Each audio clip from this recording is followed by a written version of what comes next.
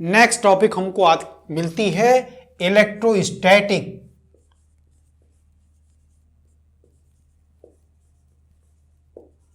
Potential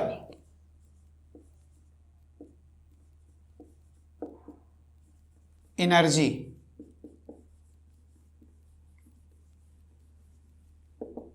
electrostatic potential energy, यह next topic हम लोगों का है।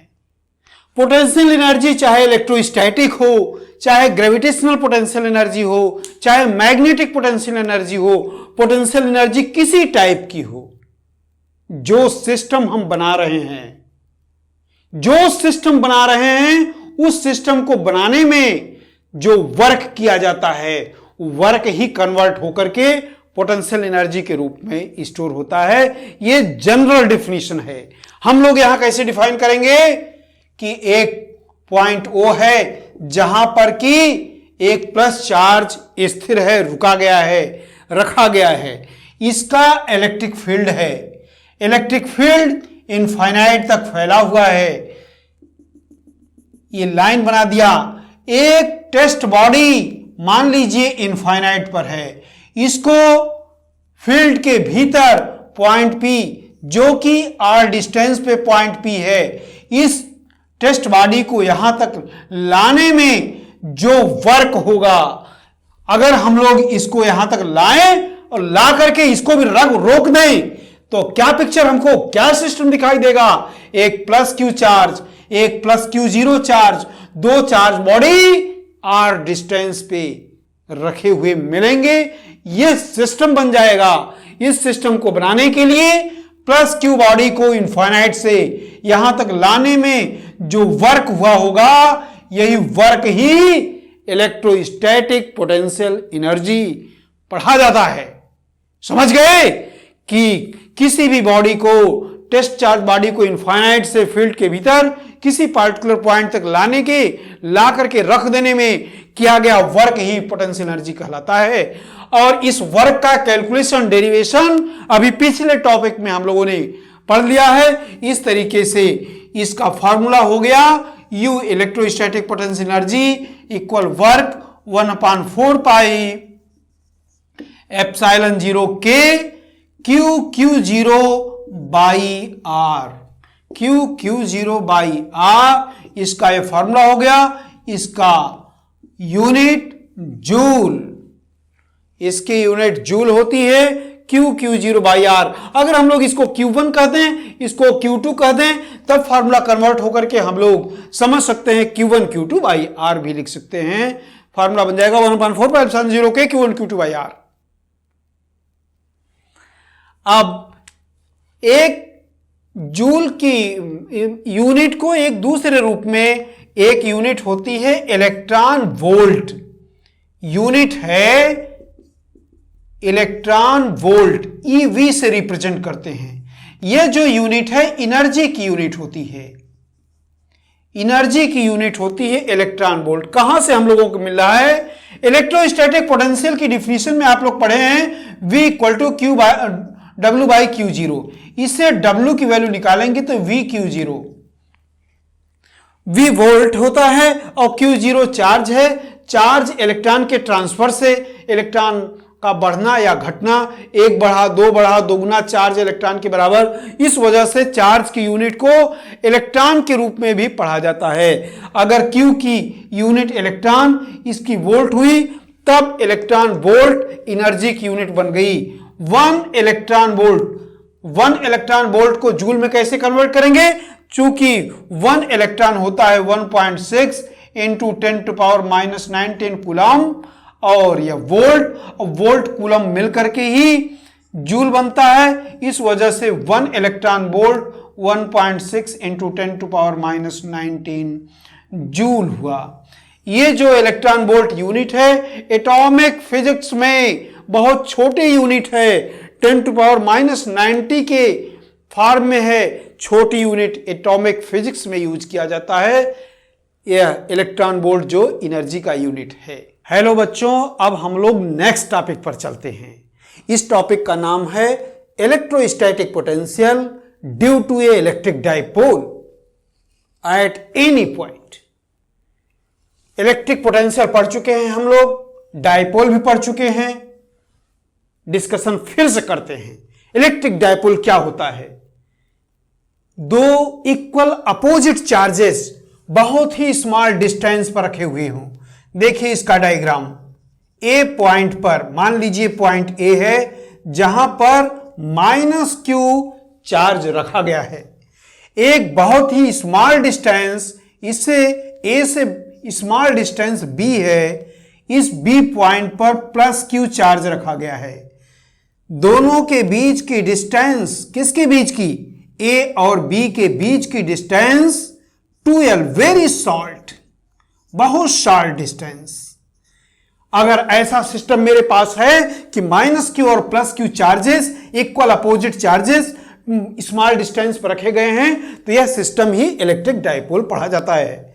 इस डायपोल मोमेंट की डायरेक्शन, जो कि हम पहले पढ़ चुके हैं, इसकी direction minus charge to positive charge, -q से +q की ओर होती है।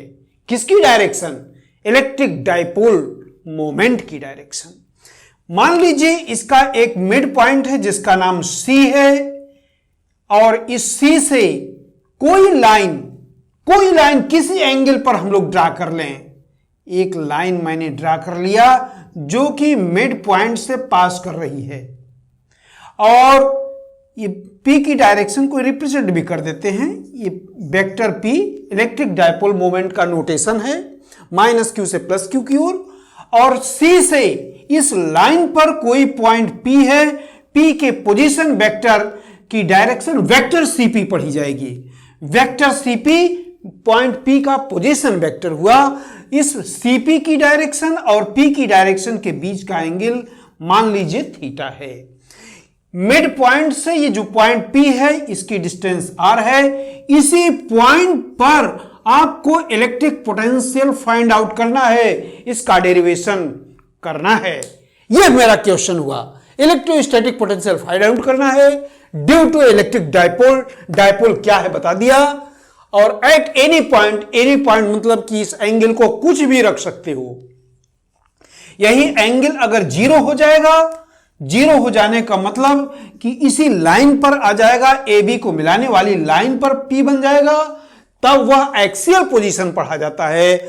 और यही एंगल अगर 90 डिग्री बन जाता है, तब वह लाइन जो होती है इक्वेटोरियल लाइन कहलाती है, ट्रांसवर्सल लाइन कहलाती है, ब्रॉड साइड ऑन पोजीशन पढ़ी जाती है।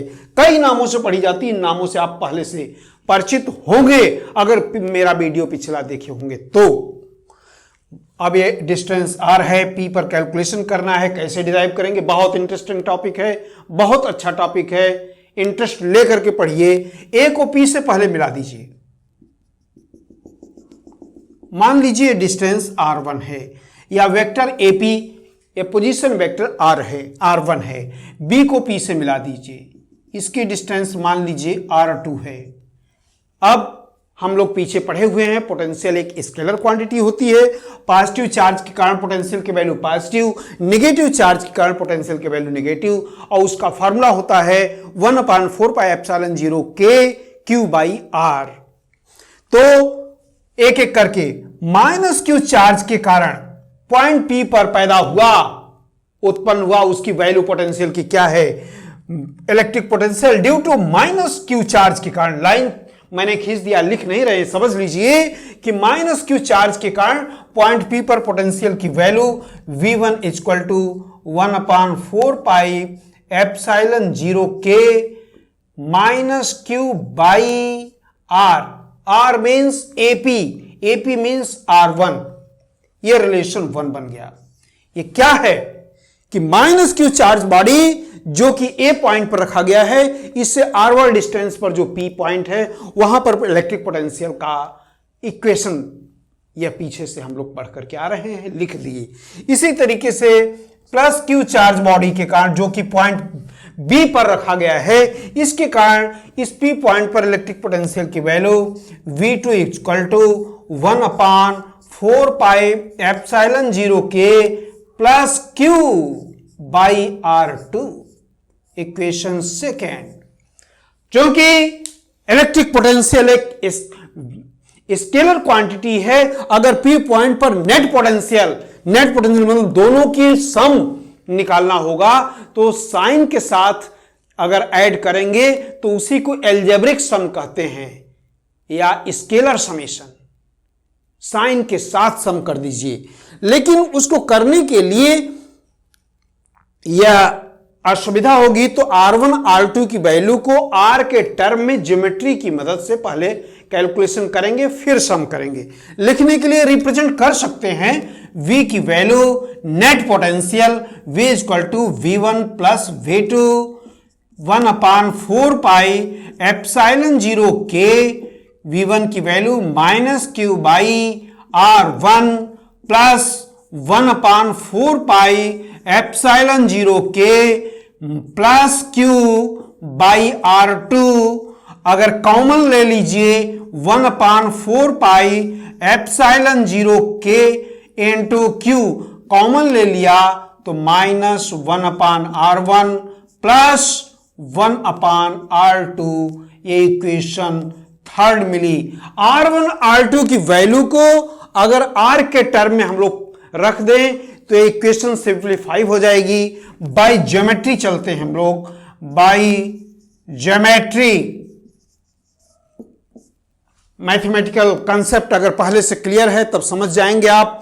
R1 square equal to R square plus L square, ये 2L है, यहां की L लेंथ हो जाएगी, ये L लेंथ हो जाएगी। R square equal to R1 square R square plus L square plus 2RL cos theta. यह इक्वेशन ज्योमेट्री की मदद से हम लोग पढ़े हुए हैं। इससे R1 की वैल्यू निकालेंगे। कैसे सिंप्लीफाई करते चलते हैं। R1 square R square common ले लीजिए, देखिए क्या सिंप्लीफाई मिलेगा 1 plus L square by R square plus 2L और L cos theta by R। यह सिंप्लीफाई हुआ। यदि हम लोग L को, और हम लोग जानते भी हैं L की वैल्यू R के रेस्पेक्ट में बहुत ही कम होती, बहुत ही स्मॉल होती है, तो L square by R square को नेग्लेक्ट कर दीजिए, इसको छोड़ दीजिए। इतना कम होगा कि इसके इक्वेशन में इसके जोड़ने या न रहने से कोई अंतर नहीं पड़ेगा। R1 स्क्वायर कैलकुलेट हो जाएगा R square 1 plus 2L cos theta by R। अगर R1 की वैल्यू निकालेंगे तो इस हम लोगों को यहां 1 बाई R1 निकालना है, तो रेसिप्रोकल ले लीजिए। 1 by R1 square equal to 1/R square और 1 plus 2L cos theta by R power -1/2, क्योंकि बाई में होगा, रेसिप्रोकल लिए हैं। 1/2 नहीं, अभी R स्क्वायर को बदले R ले लीजिए तो वहां -1/2 आ जाएगा, ये हो जाएगी, समझ लीजिए। 1/R1 कर स्क्वायर है, स्क्वायर भी हटा करके अंडर रूट ले लिया। बाइनोमियल थ्योरम की मदद से इसको कैलकुलेट कर लेंगे। 1/R1 equal to 1/R1, power से मल्टीप्लाई कर देते हैं। बाइनोमियल थ्योरम का कॉन्सेप्ट है 2L cos theta by R into -1/2। क्या सिंप्लीफाई होकर के मिल गया। 1/R1 इक्वल टू 1/R, 2 से cancel out, 1 minus L cos theta by R। यह रिलेशन 4 मिल गया। सिमिलरली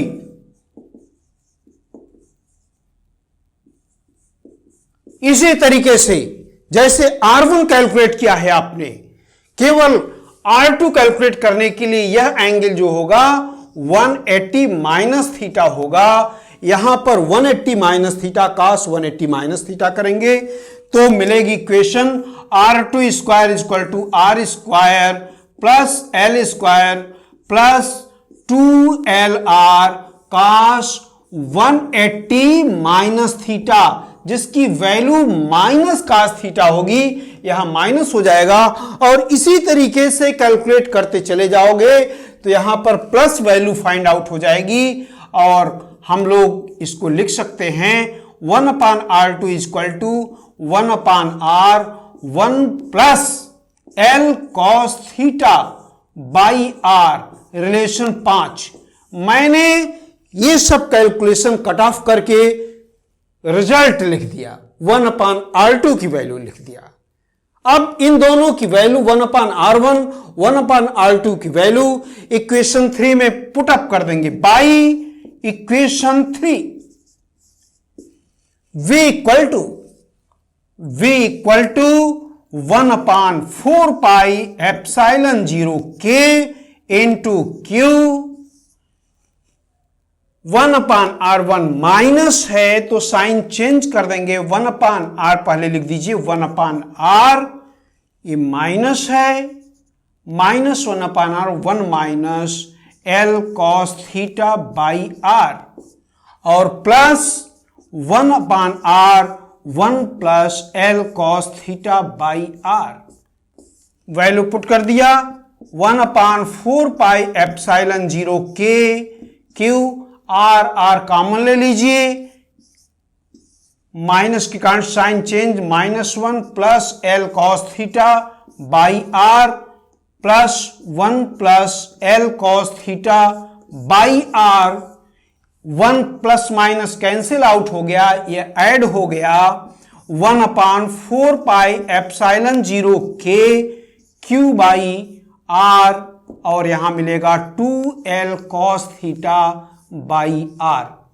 ये वैल्यू Q इंटू 2L मिल करके इलेक्ट्रिक डायपोल मोमेंट P बन जाएगी। रिजल्ट मिल गया आपको 1/4 pi epsilon 0 k P cos theta by R square.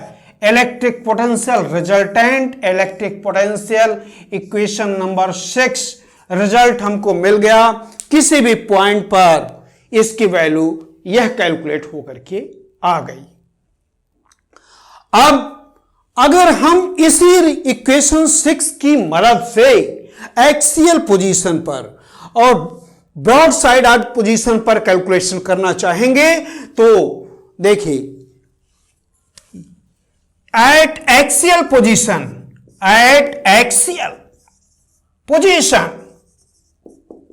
Axial position किसे कहते हैं, इस लाइन पर, तब थीटा की वैल्यू 0 पुट अप हो जाएगी।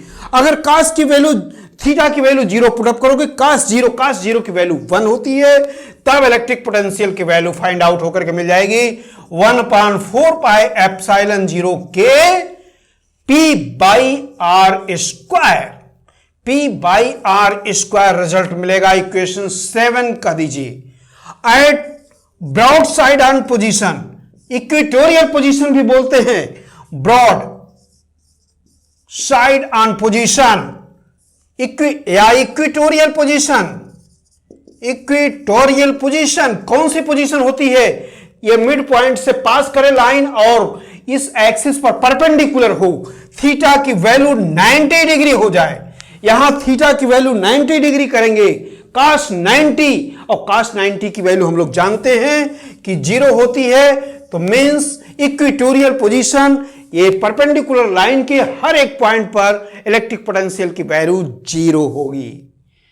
इलेक्ट्रिक पोटेंशियल की वैल्यू 0 होगी। इस तरीके से हम लोगों ने किसी भी पॉइंट पर पोटेंशियल कैलकुलेट करने के बाद एक्सियल और ब्रॉड साइड आर्क पोजीशन दोनों पर बात कर लिया। एक और बात कर लीजिए, एक पॉइंट चार्ज होता है, एक पॉइंट चार्ज चाहे प्लस चाहे minus, electric potential due to a point charge, किसी पॉइंट पर पोटेंशियल की वैल्यू उसकी डिस्टेंस के इनवर्सली प्रोपोर्शनल होती है, जो कि हम लोग पिछला टॉपिक पढ़े हुए हैं। लेकिन यहां पर जो कि हमारा सिस्टम पॉइंट चार्ज नहीं है, डाइपोल है, डाइपोल के द्वारा किसी भी इक्वेशन से देखिए पोटेंशियल जो है डिस्टेंस के स्क्वायर के, ये डाइपोल के कारण पोटेंशियल की वैल्यू डिस्टेंस के स्क्वायर के इनवर्सली प्रोपोर्शनल होती है। दोनों में डिफरेंस है।